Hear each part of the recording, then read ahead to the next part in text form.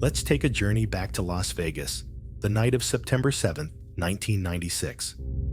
Picture this: Tupac Shakur, laughing loud in a sleek black BMW, fresh from watching Mike Tyson's boxing match. At 25, he's the king of hip-hop, sitting on top of the world. But then, out of nowhere, a white Cadillac pulls up.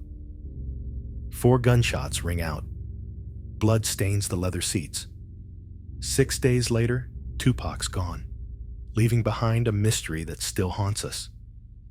He was a street poet, spitting rhymes about broken dreams, always hiding a fear of being hunted. Who was behind those shots? Was it Suge Knight, the man who bailed him out of jail, or someone pulling strings in the shadows? P. Diddy, the rival he called out and hit him up? Or maybe the FBI, who'd been watching him since his Harlem days? A conspiracy snuffed out his flame. Stick with us as we dive into Tupac's world, where every rhyme, every glance holds a clue to the tragic end of a legend. Chapter 1. A kid under pressure from all sides. Imagine this: a gun pressed against a pregnant woman's belly in a rundown East Harlem apartment, 1971. That woman was Afeni Shakur, a Black Panther. Trembling as the FBI yelled, "Don't move!" Inside her was a child destined to shake America, Tupac Amaru Shakur, named after a Peruvian revolutionary executed for fighting oppression. "They wanted to kill both me and my baby," Afeni wrote years later in a book. Their tiny apartment was crawling with roaches, clothes held together with safety pins. Tupac's real dad, Billy Garland, split early, leaving him with Afeni and his stepdad, Mutulu, another Black Panther wanted by the FBI. Life was tough. In Baltimore's Penn, Lucy neighborhood, they crammed into a plywood-walled room, living off food stamps. A friend recalls 10-year-old Tupac watching his mom get beaten by an addicted boyfriend, blood pooling on the floor. Under his bed, in an old shoebox, he hid poems scribbled in blue ink. Each page was folded 4 times, edges torn, one reading, "The FBI hears my mom breathe." He was convinced they were watching his family, like an invisible shadow always lurking. One night, Tupac read the autobiography of Malcolm X under a streetlight during a blackout. Suddenly, he saw a figure at the window, eyes locked on their house, unblinking. His heart pounded, hands shaking as he gripped the book, but he didn't dare tell his mom. That night, he didn't sleep, haunted by a knock at the door. Maybe the wind, maybe the mailman, or something else. Years later, he told a friend, "Every knock at the door tightens my chest." That fear, like a dark omen, followed him his whole life. But talent was already blooming. At the Baltimore School for the Arts, Tupac studied acting, poetry, and jazz. He loved Macbeth for its schemes and betrayals, mirroring his own life. Jada Pinkett Smith, a classmate, called him like a brother. Pac had the whole class laughing with his off-the-cuff raps, she wrote in her memoir. Yet deep down, he carried the pain of his mom, choosing revolution over him. "She loved the people more than me," he once said, his voice heavy with bitterness. Those shoebox poems were his way of pouring out loneliness, but also a prophecy of tragedy. He read books by streetlight, learning to survive poverty, but the fear of being watched never left. A friend said Tupac once whispered, "The FBI wants to silence my mom and me." Those knocks in the night, shadows at the window, they haunted him, like the FBI's invisible hand. Were these childhood fears the first signs of Tupac's doomed fate? Chapter 2. Hip-hop's peak and the shadows behind it. Fast forward to 1992, Marin City, California. A 6-year-old boy is killed in a shooting. Cops call it an accident. Tupac's gun went off by mistake. The press brands him a killer, a dangerous thug. Just months earlier, the world hailed him as the voice of the poor with his rap, Brenda's Got a Baby, a gut-wrenching story of a 12-year-old girl forced into prostitution after abuse. How does a street poet end up tangled in blame and suspicion? In 1991, in an Oakland studio thick with weed smoke, Tupac stood at the mic, eyes blazing. He poured razor-sharp rhymes into Tupacalypse Now. Brenda's Got a Baby hit MTV, telling of a girl abandoned by family, pregnant, and dying tragically. It wasn't just music. It was a raw indictment of society, giving listeners chills. "I want them to see the truth," Tupac told a reporter, clutching a Hennessy bottle. The album went gold, turning him from a nobody into a ghetto icon. But fame came at a steep cost. The Marine City shooting was a stain he couldn't erase. Tupac was performing at a festival, carrying a gun for protection. In the chaos, it fell, fired, and took the life of 6-year-old Quaid Walker-Teal. "I didn't mean it," he told a friend, his voice breaking. The press didn't care, labeling him a violence instigator. Vice President Dan Quayle demanded his album be pulled, saying it had no place in society. Tupac sat in his small apartment, reading the headlines, feeling the world turn its back. "They want me to be a monster," he whispered, staring blankly at the studio glass. He sniffed, wiped a tear, like he was saying goodbye. The sound engineer stood there, silent, unsure what to say. Fame's weight crushed him. Fans saw him as a revolutionary flame, but every lyric was dissected. Rumors swirled that Death Row Records got threatening letters signed Southern Justice. No one saw the letters, but Tupac told a friend, "They don't want me to live past 25. He kept going, partying at Club 662, smoking Philly blunts with Snoop Dogg. But in the studio, recording Dear Mama, he broke down sobbing, as if he knew time was running out. Pac wrote like he was racing. "Death," Snoop recalled. A human moment shone through. Tupac wasn't just a superstar, but a young man scared of himself. Did the rap world's rivalries spark the enemies gunning for him? Chapter 3. Scandal-Filled Relationships. Behind bars at Rikers, Tupac wrote to Jada Pinkett Smith, "You're my light." But that light never came back. In 1993, in a dimly lit New York club, Tupac sat next to Jada, laughing, Hennessy glinting under the neon glow. They were soulmates from Baltimore School for the Arts, where he'd crack up the class with freestyle raps. But in prison, with Jada's visits fading, he felt abandoned. "She's the only one who gets me," he wrote in a shaky letter. He married Keisha Morris in 1995 while locked up, but they divorced months after his release. With Kidada Jones, Quincy Jones's daughter, he found his final love. A 2024 letter surfaced. "I just want to leave it all behind. You're my fresh start."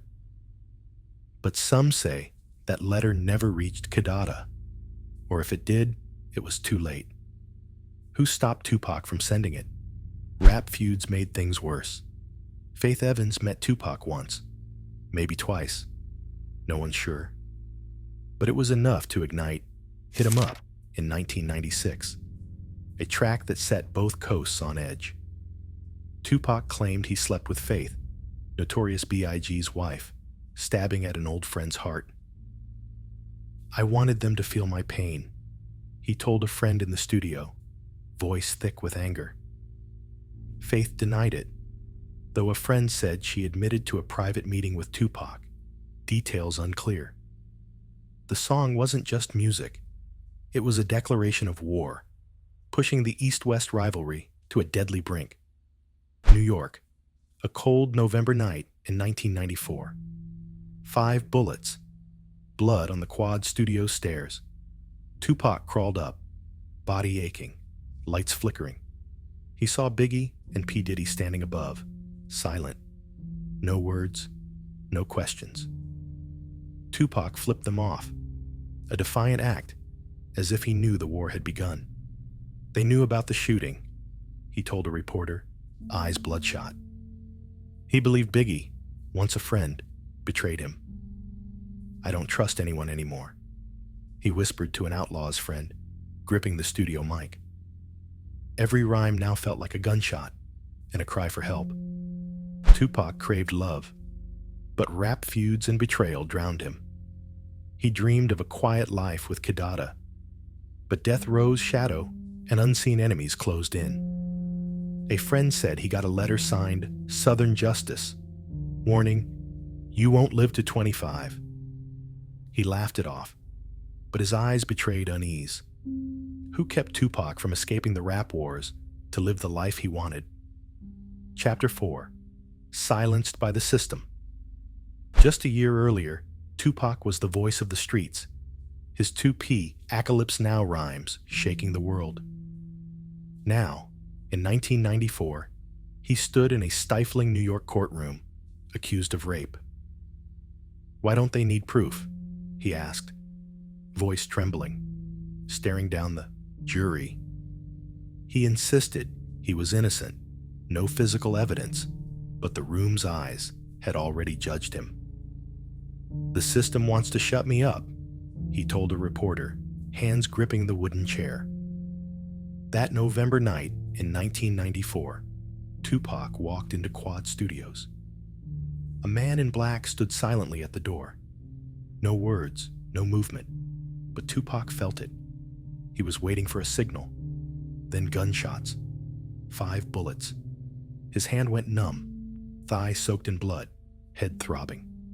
Blood pooled on the stairs, lights flickering. He crawled up, faced Biggie and P. Diddy above, and flipped them off, defiant. They knew it was coming, he told a friend, voice heavy with suspicion. That man in black haunted him, like the shadow from his Harlem childhood, now clearer than ever. At Rikers, Tupac sat on a cold iron bunk, a crumpled newspaper in hand. A headline screamed, "Tupac, hypocrite." He clutched his forehead and broke down, not for the accusation, but because the world believed it. I'm scared of becoming the monster they think I am. He scribbled on a scrap of paper, handwriting jagged. A cellmate said he'd stare out the barred window, waiting for rescue. No one came. One night, after an anonymous call warning, "Watch out for Suja," he was abruptly moved to a new cell. No explanation. A letter to his mom, begging her to stay strong, vanished. The system, or someone, is pulling my strings, he whispered to a cellmate, eyes red. The world turned on him. The press called him a troublemaker after the Marin City shooting of 6-year-old Quaid Walker Teal in 1992. The FBI, as he'd suspected since childhood, tracked him as a revolutionary threat, declassified files later revealed. They don't want me alive, he told a friend, hands shaking as he folded a newspaper. Every knock in prison, even a guard's, made his heart seize, echoing those Harlem nights.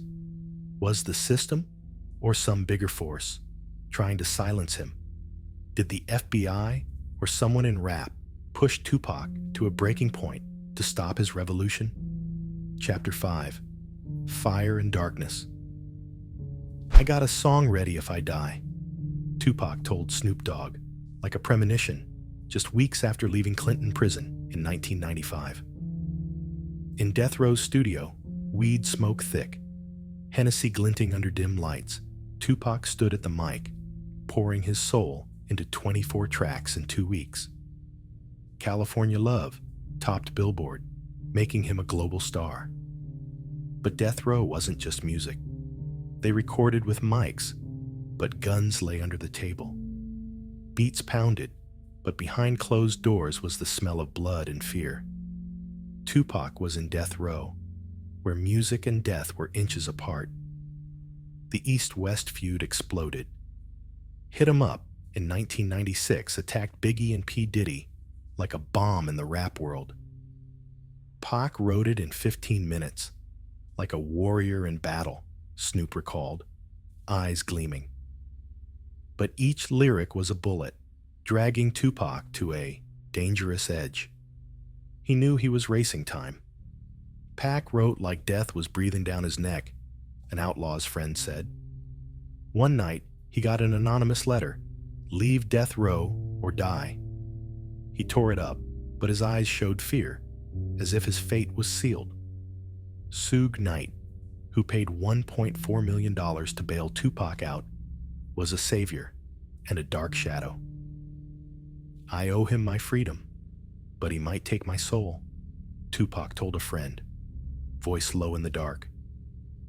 Bodyguard Frank Alexander said Suge made secret calls after a brawl with Orlando Anderson at the MGM Grand, like he was setting something up. Pac didn't trust anyone, not even Suge, Frank recalled, seeing Tupac's wary glance at the death row boss. He started dreaming of being shot in a car, waking in a cold sweat. "I don't want to die, but I can't run," he whispered in the studio, clutching Hennessy. Tupac still partied at Club 662, smoking weed, drinking, like he could outrun Death's shadow. But every note, every rhyme, felt like a goodbye. Pac wrote like he knew his time was short, a sound engineer said. One night, he stood before a studio mirror, staring at himself and said, "If I go, tell my mom I tried." That line, like a prophecy, chilled everyone. Was Suge Knight a protector, or the one leading Tupac into a deadly plot? Chapter 6. The Fateful Night. September 7th, 1996. Las Vegas glowed with neon. In the MGM Grand lobby, Tupac stood in the crowd, laughing after Tyson's knockout. 50 punches I counted, he shouted, arms waving, excited like a kid. But then, someone from Suge's crew whispered in his ear. His eyes darkened. He lunged, punching Orlando Anderson, a Crips member, sending a gold chain clattering on the marble floor. Bodyguard Frank Alexander yanked him back, sweating. "Pac, that's enough!" Frank yelled. But Tupac's rage was a fire no one could douse. Chaos erupted, and they rushed out. At Flamingo and Koval, Suge's shiny black BMW stopped, rap music blaring. Tupac leaned back in the passenger seat, streetlights flashing across his face. Then a white Cadillac slid up beside them. A split second. 13 shots tore through the night. 4 hit Tupac. One ripped his chest, stealing his breath. Another tore his thigh, blood splattering the window. He slumped, blood soaking his shirt. "I can't breathe," he gasped to Frank, eyes fading. Suge, blood dripping from his head, forced open the jammed door, dragging Tupac to the curb. Yaki Gaddafi, an outlaw's friend in the car behind, screamed he recognized the shooter. 2 months later, Yaki was shot dead. A hotel worker said a man in black stood near the scene, calm and cold, like the figure Tupac saw at Quad Studios in 1994. This time, no one lived to point fingers. Theories exploded. P. Diddy paid $1 million to kill Tupac, as Keffi D claimed. Suge staged it to dodge a $10 million debt. The FBI silenced a revolutionary flame. Or Tupac faked it, fleeing to Cuba. But that night, as Tupac's eyes closed, Snoop said they didn't show fear. It was like he was finally free. Epilogue. A legend still burning. A rose pushing through cracked concrete, alone, brilliant, unapologetic.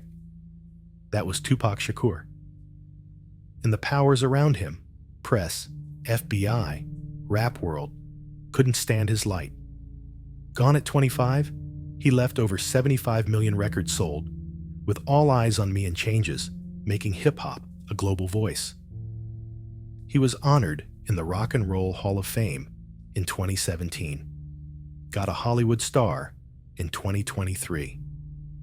In 2025, Howard University launched a course analyzing his poetry, comparing him to Langston Hughes. Tupac wasn't just a rapper, a professor said. He was the poet of the oppressed. His death remains a mystery. Theories pile up. P. Diddy paid $1 million. Keffe D claimed. Suge staged it to avoid a $10 million debt. The FBI silenced a revolutionary, or Tupac fled to Cuba, as fans speculate. A 2023 unpublished poem read, "I'll burn forever, even if my body's gone." A night shift doctor said a patient, looking just like Tupac, vanished from the hospital 30 minutes after news of his death broke. No one investigated. No one dared ask. Tupac taught us resilience. From Harlem's slums, he rose, using art to fight injustice. He was a rose needing no fertile soil, just willpower to bloom. But his light scared many. "They didn't want me to live past 25, he said, like a prophecy. The case is closed. Witnesses are silent. But somewhere, in the earbuds of a black kid in Baltimore, Tupac's voice still rings. Changes. His legend, like a rose on concrete, will never fade.